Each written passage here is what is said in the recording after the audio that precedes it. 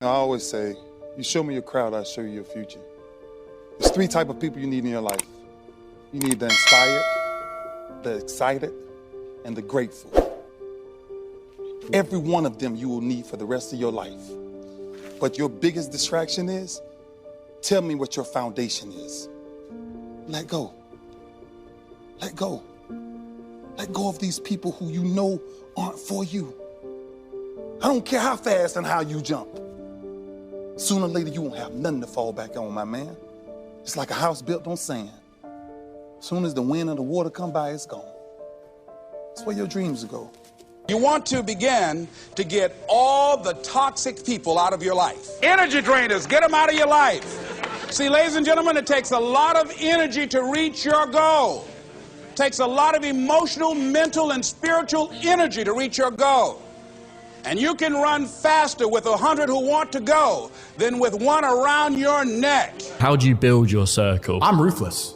I am ruthless. No, but I don't have time for brokies. I don't have time for sad people. I don't have time for unlucky people. I don't have time for someone who's complaining. I don't have time for negativity. I don't have time. I'm so ruthless. If I knew a dude who always had a cold, I wouldn't talk to him anymore. You're too sick. I don't like it. Yeah. My circle is winners. Everyone around me is a winner. No matter what bad happens in our lives, we win. And it's amazing to me that people understand that you are the sum of the 5 people you spend most time with. 100%. But then they don't curate their circle. No. They'll go, yeah, I understand that part. And then they'll still hang around with a bunch of fucking losers. The problem is, it has to be a value exchange. You can't be a loser hanging around with winners because winners don't want to hang around with you. You need to find a way to provide value and work your way up. But as you progress through life, there's going to have to be people you cut off because they're just holding on to your coattails, slowing you down. And no matter how many times you give them a chance, they don't want to fucking progress. And that's their decision. That's fine. You don't have to feel guilty about that. Every friendship, every relationship, every business relationship, there has to be an exchange of value. As you progress through life, if people stay in the same place, you're only giving value and you're not receiving any value back. And you have to be ruthless about those things. If you're a person, if you're a man and you're out here and you go, you know what? Who do I want to be? I want to be strong and rich and brave and respected. Then I need friends who are strong and rich and brave and respected. That's what you need to do. If you're going to say, oh, I want to be these things, but I hang around with this guy because we play FIFA together, then you can stay a fucking loser. And that is your decision. Stay a loser. There are 2 kinds of relationships, nourishing relationships and toxic relationships. Nourishing relationships are the relationships that inspire you. They motivate you. They bring the best out of you. Toxic relationships are relationships with people that always criticize you.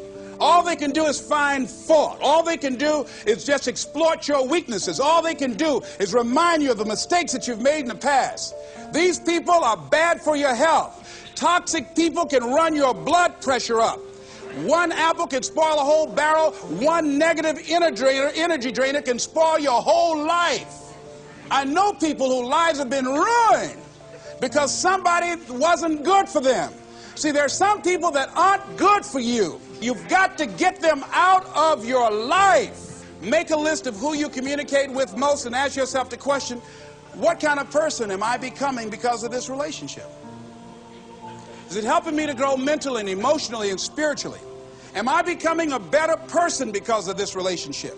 Do they bring out the best in me? Do they inspire me? Do they encourage me to develop my greatness? Do they make me stretch? So you got to look at the people in your life and find out what kind of person are you becoming because of that relationship. You've got to upgrade your friends. It ain't nothing bad. You just got to upgrade people in your life. But if you're the smartest person in your group, you need a new group.